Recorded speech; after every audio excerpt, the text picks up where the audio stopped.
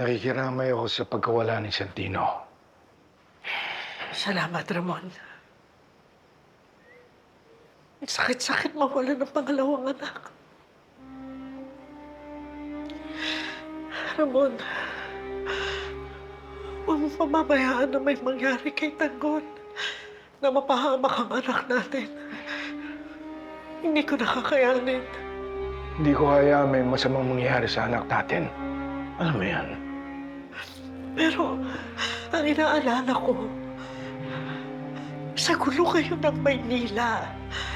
Hindi ko alam kung ano bang bitag ang ginagawa ng mga gerero para kay Tanggol. Ako ang ama ni Tanggol. Tungkulin ko ang protektahan siya. Kahit buhay ko ang kapalit. Wag! Wag, Ramon. Hindi ko rin kakayanin kapag may mangyari sa'yo, Ramon.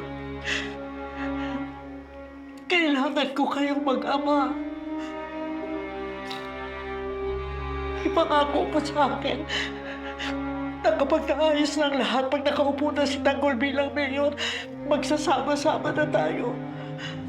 At ipangako mo sa akin, Ramon, na pag nagsama-sama na tayo, hindi na tayo magkakahiwalay. Ipangako mo. Pangako. Sa'yo lang ako. At pag napatalsik na natin ang mga gerero, habang buhay na tayo magsasama. Pangako yan.